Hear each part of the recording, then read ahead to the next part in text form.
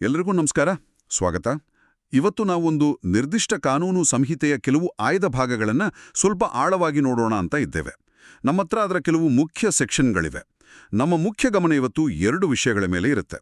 ಒಂದು, ಈ ಕಾನೂನಿನ ಪ್ರಕಾರ ಏನೇನು ಶಿಕ್ಷೆಗಳನ್ನು ಕೊಡಬಹುದು, ಮತ್ತೆ ಇದಕ್ಕಿಂತ ಮುಖ್ಯವಾಗಿ ಯಾವ ಸಂದರ್ಭಗಳಲ್ಲಿ ಮಾಡಿದ ಕೆಲಸಗಳು ನೋಡ್ಲಿಕ್ಕೆ ಹಾನಿ ಮಾಡಿದ ಹಾಗೆ ಕಂಡ್ರೂ ಅಪರಾಧ ಅಂತ ಪರಿಗಣನೆ ಆಗಲ್ಲ. ಅದೇ ಸಾಮಾನ್ಯ ಅಪವಾದಗಳು ಅಂದ್ರಲ್ಲ, ಅದರ ಬಡ್ಡೆ. ಉದ್ದೇಶ ತುಂಬ ಸ್ಪಷ್ಟ. ಶಿಕ್ಷೆಯ ಸ್ವರೂಪ ಏನು, ಮತ್ತೆ ಕಾನೂನು ಯಾವಾಗ ವಿನಾಯಿತಿ ಕೊಡುತ್ತೆ ಅಥವಾ ಮಾಡಿದ ಕೆಲಸ ಸರಿ ಅಂತ ಹೇಳುತ್ತೆ ಅನ್ನೋದನ್ನ ತಿಳ್ಕೊಳ್ಳೋಣ. ಸರಿ, ಶುರು ಮಾಡೋಣವೇ? ಖಂಡಿತ. ನೋಡಿ, ಕಾನೂನು ಅಂದ್ರೆ ಬರೀ ತಪ್ಪು ಶಿಕ್ಷೆ ಅಂತ ಅಷ್ಟೇ ಅನ್ನೋದು. ಮನುಷ್ಯರ ಪರಿಸ್ಥಿತಿಗಳನ್ನ ಗಣನೆಗೆ ತಗೊಳ್ತದೆ. ಕೆಲವು ಸಲ ಒಂದು ಕೆಲಸದಿಂದ ಹಾನಿ ಆಗಿದ್ರೂ ಅದನ್ ಮಾಡಿದ ಕಾರಣ ಬೇರೆ ಇರುತ್ತೆ. ಉದಾಹರಣೆಗೆ ಕರ್ತವ್ಯ ಪಾಲನೆ ಅಥವಾ ಗೊತ್ತಿಲ್ಲದೆ ಆದ ತಪ್ಪು, ಅಂದ್ರೆ ವಾಸ್ತವಿಕ ತಪ್ಪು ಕಲ್ಪನೆ. ಆಕಸ್ಮಿಕ ಘಟನೆ ಅಥವಾ ಆ ವ್ಯಕ್ತಿಗೆ ಅದನ್ನ ಮಾಡೋ ಸಾಮರ್ಥ್ಯವೇ ಇಲ್ಲದಿರೋದು, ಇಲ್ಲಾಂದ್ರೆ ಯಾರಿಗೆ ಹಾನಿ ಆಯ್ತೋ ಅವರೇ ಒಪ್ಪಿಗೆ ಕೊಟ್ಟಿರೋದು, ಅಥವಾ ತನ್ನನ್ನ ತಾನು ರಕ್ಷಿಸ್ಕೊಳ್ಳೋ ಅನಿವಾರ್ಯತೆ. ಈ ಕಾರಣಗಳಿದ್ರೆ ಕಾನೂನು ಅದನ್ನ ಕ್ಷಮಿಸುತ್ತೆ ಅಥವಾ ಸರಿ ಅಂತ ಹೇಳುತ್ತೆ. ಹೌದು ಹೌದು. ಸೊ ಈ ಚರ್ಚೆ ಇದೆಯಲ್ಲ, ಇದು ಕೇವಲ ಅಪರಾಧ ಮತ್ತು ಶಿಕ್ಷೆ ಅನ್ನೋದನ್ನ ದಾಟಿ ಕಾನೂನಿನ ಸೂಕ್ಷ್ಮತೆಗಳನ್ನ ಅರ್ಥ ಮಾಡ್ಕೊಳ್ಳೋಕೆ ಸಹಾಯ ಮಾಡುತ್ತೆ. ಸರಿ, ಹಾಗಾದ್ರೆ ಮೊದಲು ಶಿಕ್ಷೆಗಳ ಬಗ್ಗೆನೇ ಮಾತಾಡೋಣ. ಈ ಸಂಹಿತೆಯ ಸೆಕ್ಷನ್ 4 ಇದೆಯಲ್ಲ, ಅದು ಅಪರಾಧಿಗಳಿಗೆ ಯಾವ್ಯಾವ ಶಿಕ್ಷೆ ಕೊಡ್ಬೋದು ಅಂತ ಹೇಳುತ್ತಲ್ವಾ? ಹೌದು, ಸೆಕ್ಷನ್ 4 ಅಲ್ಲಿ ಕ್ಲಿಯರ್ ಆಗಿ ಲಿಸ್ಟ್ ಮಾಡಿದ್ದಾರೆ. ಮೊದಲನೆಯದಾಗಿ ಎ, ಮರಣದಂಡನೆ. ಓಕೆ. ಬಿ, ಆಜೀವ ಕಾರಾವಾಸ, ಅಂದ್ರೆ ವ್ಯಕ್ತಿಯ ನೈಸರ್ಗಿಕ ಜೀವಿತಾವಧಿ ಪೂರ್ತಿ ಜೈಲು. ಸಿ, ಕಾರಾವಾಸ. ಇದರಲ್ಲಿ ಮತ್ತೆ 2 ವಿಧ. ಒಂದು ಕಠಿಣ ಕಾರಾವಾಸ, ಅಂದ್ರೆ ಜೈಲಲ್ಲಿರೋ ಜೊತೆಗೆ ಕಷ್ಟದ ಕೆಲ್ಸಾನೂ ಮಾಡ್ಬೇಕು. ಸರಿ. ಇನ್ನೊಂದು ಸಾದಾ ಕಾರಾವಾಸ, ಇದರಲ್ಲಿ ಕಷ್ಟದ ಕೆಲ್ಸ ಇರಲ್ಲ. ಆಯ್ತು. ಆಮೇಲೆ ಡಿ, ಸ್ವತ್ತಿನ ಮುಟ್ಟುಗೋಲು, ಅಂದ್ರೆ ಪ್ರಾಪರ್ಟಿ ಸೀಸ್ ಮಾಡೋದು. ಮತ್ತೆ ಕೊನೆಯದಾಗಿ ಜುಲ್ಮಾನೆ, ಅಂದ್ರೆ ಫೈನ್. ಇಲ್ಲೊಂದು ಇಂಟ್ರೆಸ್ಟಿಂಗ್ ಪಾಯಿಂಟ್ ಇದೆ. ಆ ಮೂಲ ಡಾಕ್ಯುಮೆಂಟ್ ಅಲ್ಲಿನ ಟಿಪ್ಪಣಿಯಲ್ಲಿ ಸಮುದಾಯ ಸೇವೆ ಅಂದ್ರೆ ಕಮ್ಯುನಿಟಿ ಸರ್ವಿಸ್ ಅನ್ನ ಕೂಡ ಒಂದು ಶಿಕ್ಷೆಯಾಗಿ ಸೇರಿಸೋ ಯೋಚನೆ ಇದೆ ಅಂತ ಹೇಳಿದ್ದಾರೆ. ಓ ಹೌದಾ? ಅದು ಒಳ್ಳೆದೇನು? ಹೌದು. ಸೊ ಇಷ್ಟು ಆಯ್ಕೆಗಳು ಇರೋದ್ರಿಂದ ಕೋರ್ಟ್ಗಳಿಗೆ ಅಪರಾಧದ ಗಂಭೀರತೆ ನೋಡಿ ಅದಕ್ಕೆ ತಕ್ಕ ಶಿಕ್ಷೆ ಕೊಡೋಕೆ ಒಂದು ಫ್ರೇಮ್ವರ್ಕ್ ಸಿಗುತ್ತೆ. ಸರಿ, ಶಿಕ್ಷೆಗಳ ಬಗ್ಗೆ ಒಂದು ಐಡಿಯಾ ಬಂತು. ಈಗ ಬಹುಶಃ ಈ ಚರ್ಚೆಯ ಅತೀ ಮುಖ್ಯವಾದ ಭಾಗಕ್ಕೆ ಬರೋಣ ಅನ್ಸುತ್ತೆ. ಅಂದ್ರೆ ಯಾವಾಗ ಒಂದು ಕೃತ್ಯ ಅಪರಾಧ ಆಗಲ್ಲ ಅನ್ನೋದು. ಕಾನೂನು ಬರೀ ಶಿಕ್ಷಿಸಲ್ಲ, ರಕ್ಷಣೆನೂ ಕೊಡುತ್ತೆ ಅಂತ ಹೇಳಿದ್ರಿ. ಸೆಕ್ಷನ್ 14ರಿಂದ ಈ ವಿನಾಯಿತಿಗಳ ಅಧ್ಯಾಯ ಶುರುವಾಗುತ್ತೆ. ಇದು ತಾನು ಕಾನೂನು ಪ್ರಕಾರ ಇದನ್ನು ಮಾಡಲೇಬೇಕು ಅಂತ ವಾಸ್ತವಿಕ ತಪ್ಪು ಕಲ್ಪನೆಯಿಂದ, ಅಂದ್ರೆ ಮಿಸ್ಟೇಕ್ ಆಫ್ ಫ್ಯಾಕ್ಟಿಂದ ನಂಬಿರೋ ವ್ಯಕ್ತಿ ಬಗ್ಗೆ ಅಲ್ವಾ? ಇದು ಹೇಗೆ ವರ್ಕ್ ಆಗುತ್ತೆ? ಹೌದು, ಸೆಕ್ಷನ್ 14 ಬಹಳ ಮುಖ್ಯವಾದ ತತ್ವ. ಒಬ್ಬ ವ್ಯಕ್ತಿ ತಾನು ಒಂದು ಕೆಲ್ಸ ಮಾಡೋಕೆ ಕಾನೂನಿನಿಂದ ಬದ್ಧ ಆಗಿದ್ದೀನಿ ಅಂತ ಸಂಗತಿಯ ತಪ್ಪು ಗ್ರಹಿಕೆಯಿಂದ, ಇದು ಮುಖ್ಯ, ಸಂಗತಿಯ ತಪ್ಪು ಗ್ರಹಿಕೆ ಆಗಿರ್ಬೇಕು, ಪ್ರಾಮಾಣಿಕವಾಗಿ ನಂಬಿ ಅಂದ್ರೆ ಸದ್ಭಾವನೆಯಿಂದ ಏನಾದ್ರೂ ಮಾಡಿದ್ಲೆ ಅದು ಅಪರಾಧ ಆಗಲ್ಲ. ಇಲ್ಲಿ ನಾವು ನೆನ್ಪಿಟ್ಕೋಬೇಕಾದ್ದು, ಇದು ಸಂಗತಿಯ ತಪ್ಪು ಗ್ರಹಿಕೆ ಇರಬೇಕು, ಕಾನೂನಿನ ತಪ್ಪು ಗ್ರಹಿಕೆ ಅಲ್ಲ. ಅಯ್ಯೋ ನನಗೆ ಈ ಲಾ ಗೊತ್ತಿರ್ಲಿಲ್ಲ ಅಂತ ಹೇಳಿದ್ರೆ ಅದು ಸಾಮಾನ್ಯವಾಗಿ ಎಕ್ಸ್ಕ್ಯೂಸ್ ಆಗಲ್ಲ. ಓ ಸರಿ ಸರಿ. ಅಲ್ಲೇ ಕೊಟ್ಟಿರೋ ಉದಾಹರಣೆಗಳೇ ಚೆನ್ನಾಗಿವೆ ನೋಡಿ. ಎ, ಜೆ ಅನ್ನೋ ಸೈನಿಕ ತನ್ನ ಆಫೀಸರ್ ಕಾನೂನುಬದ್ಧವಾಗಿ ಆರ್ಡರ್ ಕೊಟ್ಟಿದ್ದಾನೆ ಅಂತ ನಂಬಿ ಒಂದು ಗುಂಪಿನ ಮೇಲೆ ಫೈರ್ ಮಾಡ್ತಾನೆ. ಹೌದು. ಎ ಅನ್ನೋ ಕೋರ್ಟ್ ಆಫೀಸರ್ ಎಲ್ಲ ವಿಚಾರಣೆ ಮಾಡಿ ತಾನು ಅರೆಸ್ಟ್ ಮಾಡ್ಬೇಕಾದ ವೈ ಅನ್ನೋ ವ್ಯಕ್ತಿ ಝೆಡ್ ಇರ್ಬೇಕು ಅಂತ ಸದ್ಭಾವನೆಯಿಂದ ತಪ್ಪು ತಿಳ್ಕೊಂಡು ಝೆಡ್ ಅನ್ನ ಅರೆಸ್ಟ್ ಮಾಡ್ತಾನೆ. ಈ 2 ಕೇಸ್ಗಳಲ್ಲಿ ಆ ವ್ಯಕ್ತಿಗಳು ತಮಗೆ ಸಿಕ್ಕಿದ ಮಾಹಿತಿ ಪ್ರಕಾರ ತಾವು ಕಾನೂನು ಪಾಲನೆ ಅಥವಾ ಕರ್ತವ್ಯ ಮಾಡ್ತಾ ಇದೀವಿ ಅಂತ ಪ್ರಾಮಾಣಿಕವಾಗಿ ನಂಬಿದ್ರಿಂದ ಅವರ ಕೆಲ್ಸ ಅಪರಾಧ ಆಗಲ್ಲ. ಓಕೆ, ಇದು ಕಾನೂನಿನ ಪ್ರಕಾರ ನಾನು ಬದ್ಧ ಅಂತ ತಪ್ಪು ತಿಳ್ಕೊಂಡ್ರೆ ಆಯ್ತು. ಆದರೆ ತಾನು ಮಾಡ್ತಿರೋದು ಕಾನೂನಿನ ಪ್ರಕಾರ ಸರಿ ಇದೆ ಅಂದ್ರೆ ಜಸ್ಟಿಫೈಡ್ ಅಂತ ಅದೇ ವಾಸ್ತವಿಕ ತಪ್ಪು ಕಲ್ಪನೆಯಿಂದ ನಂಬಿದ್ರೆ ಅದಕ್ಕೂ ಏನಾದರೂ ಇದೆಯಾ? ಸೆಕ್ಷನ್ 17 ಇದರ ಬಗ್ಗೆ ಹೇಳುತ್ತಾ? ಎಕ್ಸಾಕ್ಟ್ಲಿ. ಸೆಕ್ಷನ್ 17 ಅದೇ ತತ್ವವನ್ನ ಸ್ವಲ್ಪ ಬೇರೆ ಸಂದರ್ಭಕ್ಕೆ ಅಪ್ಲೈ ಮಾಡುತ್ತೆ. ಒಬ್ಬ ವ್ಯಕ್ತಿ ಮಾಡಿದ ಕೆಲ್ಸ ಕಾನೂನಿಂದ ಸಮರ್ಥಿಸಲ್ಪಟ್ಟಿದ್ರೆ ಅಥವಾ ಅವನು ಸದ್ಭಾವನೆಯಿಂದ ಮತ್ತೆ ಸಂಗತಿಯ ತಪ್ಪು ತಿಳುವಳಿಕೆಯಿಂದ, ಕಾನೂನಿನದಲ್ಲ ತಾನು ಹಾಗೆ ಮಾಡೋಕೆ ಅಧಿಕಾರ ಇದೆ, ಅದು ಸರಿ ಅಂತ ನಂಬಿದ್ರೆ ಆ ಕೆಲ್ಸ ಅಪರಾಧ ಆಗಲ್ಲ. ಇದಕ್ಕೂ ಒಂದು ಉದಾಹರಣೆ ಇದೆ ನೋಡಿ. ಎ ಅನ್ನೋ ವ್ಯಕ್ತಿ ಝೆಡ್ ಅನ್ನೋನು ಕೊಲೆ ಮಾಡ್ತಾ ಇದ್ದಾನೆ ಅಂತ ಕಾಣೋ ಸನ್ನಿವೇಶ ನೋಡ್ತಾನೆ.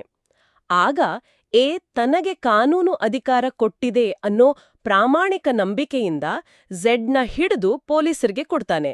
ಆಮೇಲೆ ಗೊತ್ತಾಗುತ್ತೆ ಝೆಡ್ ನಿಜವಾಗಿ ಆತ್ಮರಕ್ಷಣೆಗೋಸ್ಕರ ಹಾಗೆ ಮಾಡ್ತಾ ಇದ್ದ ಅಂತ.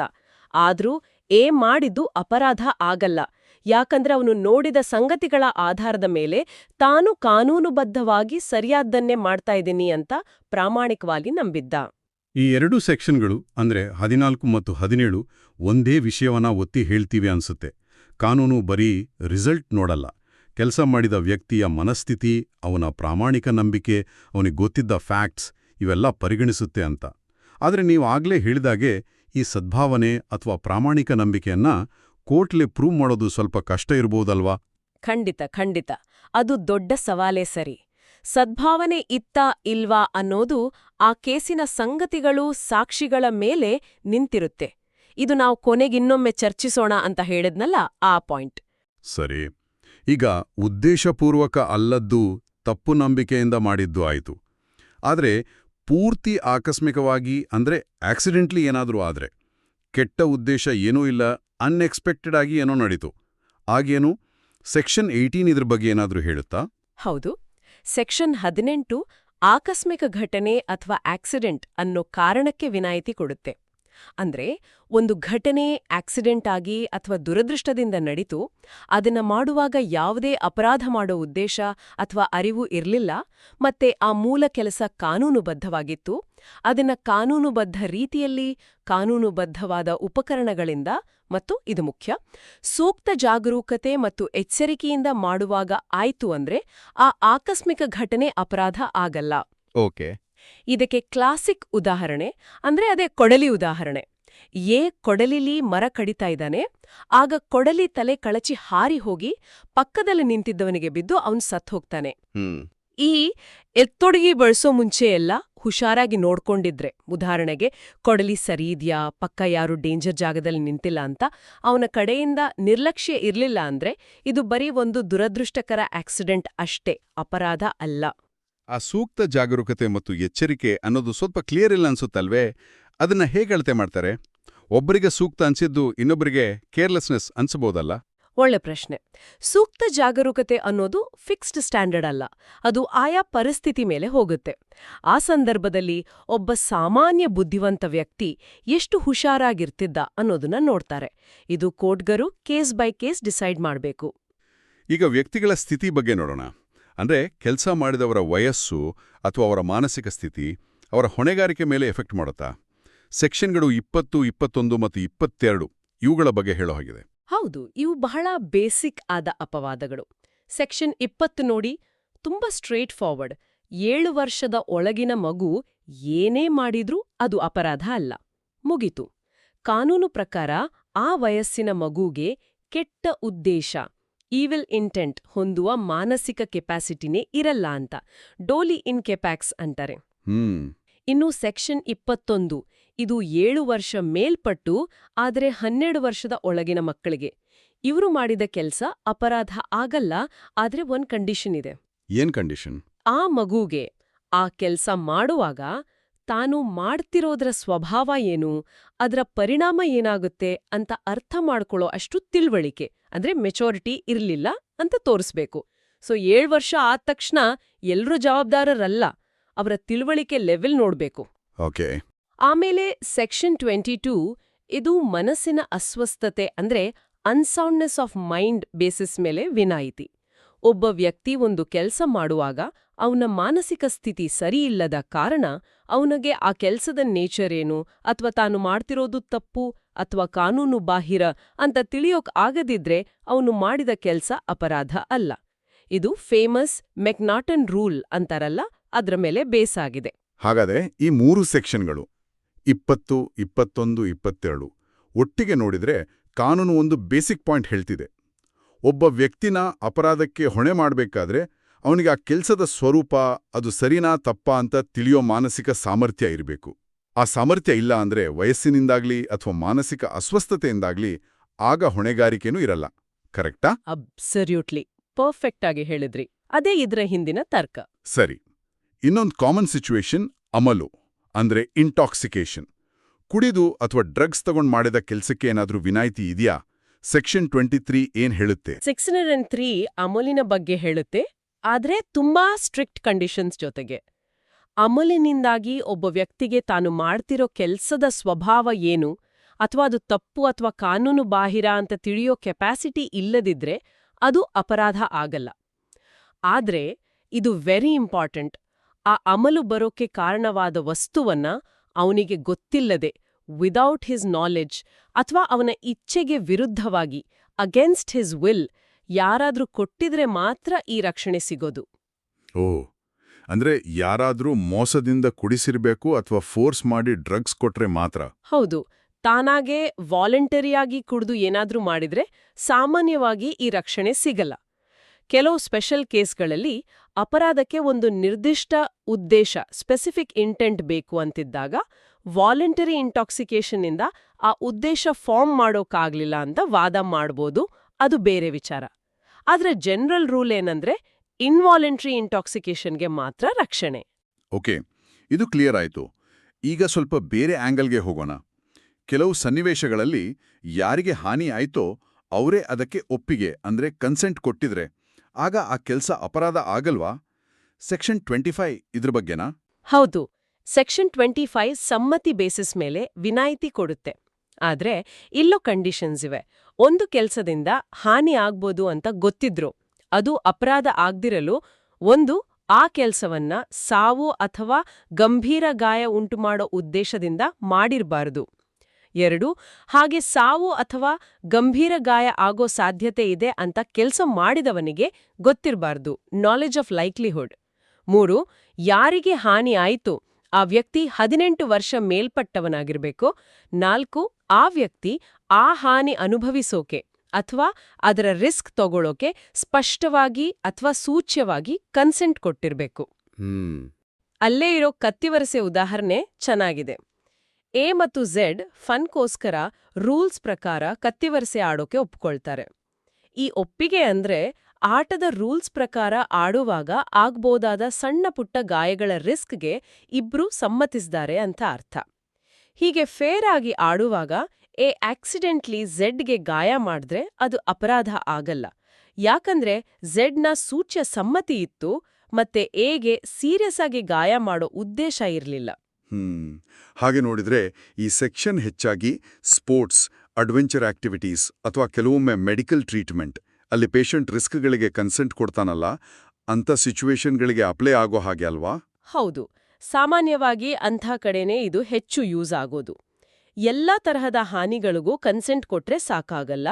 ವಿಶೇಷವಾಗಿ ಸೀರಿಯಸ್ ಹಾನಿ ಅಥವಾ ಸಾವು ಉಂಟುಮಾಡೋ ಉದ್ದೇಶ ಇದ್ರೆ ಖಂಡಿತ ರಕ್ಷಣೆ ಸಿಗಲ್ಲ. ಈಗ ನಾವು ಬಹುಶಃ ಈ ವಿನಾಯಿತಿಗಳ ಲಿಸ್ಟ್ನಲ್ಲಿ ಅತಿ ಮುಖ್ಯವಾದ ಮತ್ತು ಅತಿ ಹೆಚ್ಚು ಚರ್ಚೆಗೆ ಬರೋ ಟಾಪಿಕ್ಗೆ ಬಂದಿದ್ದೀವಿ. ಖಾಸಗಿ ಪ್ರತಿರಕ್ಷಣೆಯ ಹಕ್ಕು, ರೈಟ್ ಆಫ್ ಪ್ರೈವೇಟ್ ಡಿಫೆನ್ಸ್, ಅಂದ್ರೆ ಆತ್ಮರಕ್ಷಣೆ. ಹೌದು, ಇದು ಬಹಳ ಇಂಪಾರ್ಟೆಂಟ್. ಸೆಕ್ಷನ್ಗಳು 34 ಮತ್ತೆ 35 ಇದನ್ನ ಎಸ್ಟಾಬ್ಲಿಷ್ ಮಾಡ್ತವೆ. ಸೆಕ್ಷನ್ 34 ತುಂಬಾ ಸಿಂಪಲ್ ಆಗಿ ಹೇಳುತ್ತೆ, ಖಾಸಗಿ ಪ್ರತಿರಕ್ಷೆಯ ಹಕ್ಕನ್ನ ಬಳಸಿ ಮಾಡಿದ ಯಾವ ಕೆಲ್ಸನೂ ಅಪರಾಧ ಅಲ್ಲ ಅಂತ. ಇದೊಂದು ಫಂಡಮೆಂಟಲ್ ರೈಟ್. ಓಕೆ. ಸೆಕ್ಷನ್ 35 ಇದರ ಸ್ಕೋಪ್ ಏನು ಅಂತ ಹೇಳುತ್ತೆ. ಯಾರಿಗೆಲ್ಲ ಈ ರೈಟ್ ಇದೆ, ಯಾವುದರ ವಿರುದ್ಧ ರಕ್ಷಣೆ ಪಡಿಬಹುದು. ಪ್ರತಿಯೊಬ್ಬ ವ್ಯಕ್ತಿಗೂ ಕೆಲವು ರಿಸ್ಟ್ರಿಕ್ಷನ್ಸ್ಗೆ ಒಳಪಟ್ಟು ತನ್ನ ದೇಹವನ್ನ ಅಥವಾ ಬೇರೆಯವರ ದೇಹವನ್ನ ಫಿಸಿಕಲ್ ಹಾರ್ಮ್ ಮಾಡೋ ಅಪರಾಧದ ವಿರುದ್ಧ ರಕ್ಷಿಸ್ಕೊಳ್ಳೋ ಹಕ್ಕಿದೆ. ಹಾಗೇನೆ ತನ್ನ ಪ್ರಾಪರ್ಟಿ, ಮೂವಬಲ್ ಅಥವಾ ಇಮ್ಮೂವಬಲ್ ಅಥವಾ ಬೇರೆಯವರ ಪ್ರಾಪರ್ಟಿನ ಕಳ್ಳತನ, ಸುಲಿಗೆ, ಕೇಡು, ಮಿಸ್ಚೀಫ್ ಅಥವಾ ಕ್ರಿಮಿನಲ್ ಟ್ರೆಸ್ಪಾಸ್ನಂಥ ಅಪರಾಧಗಳಿಂದ ಅಥವಾ ಅದನ್ನ ಮಾಡೋ ಪ್ರಯತ್ನದಿಂದ ರಕ್ಷಿಸ್ಕೊಳ್ಳೋ ಹಕ್ಕೂ ಇದೆ. ಸರಿ, ತನ್ನನ್ನ, ಬೇರೆಯವರನ್ನ ಅಥವಾ ತನ್ನ ಆಸ್ತಿಯನ್ನ ರಕ್ಷಿಸಿಕೊಳ್ಳೋದು ಕಾನೂನುಬದ್ಧ ಹಕ್ಕು ಅನ್ನೋದು ಕ್ಲಿಯರ್ ಆಯ್ತು. ಇದು ನಿಜಕ್ಕೂ ಒಂದು ಬೇಸಿಕ್ ರೈಟ್. ಆದ್ರೆ ಈ ಹಕ್ಕಿಗೆ ಮಿತಿಗಳೇ ಇಲ್ವಾ? ಯಾವಾಗ ಬೇಕಾದ್ರೂ ಹೇಗ್ ಬೇಕಾದ್ರೂ ಯೂಸ್ ಮಾಡಬಹುದಾ? ರಿಸ್ಟ್ರಿಕ್ಷನ್ಸ್ ಇವೆಯಾ? ಖಂಡಿತ ಇವೆ. ಆತ್ಮರಕ್ಷಣೆಯ ಹಕ್ಕು ಅಬ್ಸಲ್ಯೂಟ್ ಅಲ್ಲ, ಸೆಕ್ಷನ್ 37 ಮುಖ್ಯವಾದ ರಿಸ್ಟ್ರಿಕ್ಷನ್ಸ್ ಹೇಳುತ್ತೆ. ಮೊದಲನೇದಾಗಿ, ಒಬ್ಬ ಪಬ್ಲಿಕ್ ಸರ್ವೆಂಟ್, ಉದಾಹರಣೆಗೆ ಪೊಲೀಸ್, ತನ್ನ ಆಫೀಸ್ ಪವರ್ ಯೂಸ್ ಮಾಡಿ ಸದ್ಭಾವನೆಯಿಂದ ಗುಡ್ ಫೇತ್ ಏನೋ ಕೆಲ್ಸ ಮಾಡ್ತಿದ್ರೆ ಆ ಕೆಲ್ಸದ ವಿರುದ್ಧ ಪ್ರೈವೇಟ್ ಡಿಫೆನ್ಸ್ ಹಕ್ಕಿಲ್ಲ. ಓ, ಆದರೆ ಇಲ್ಲೊಂದು ಎಕ್ಸೆಪ್ಷನ್ ಇದೆ.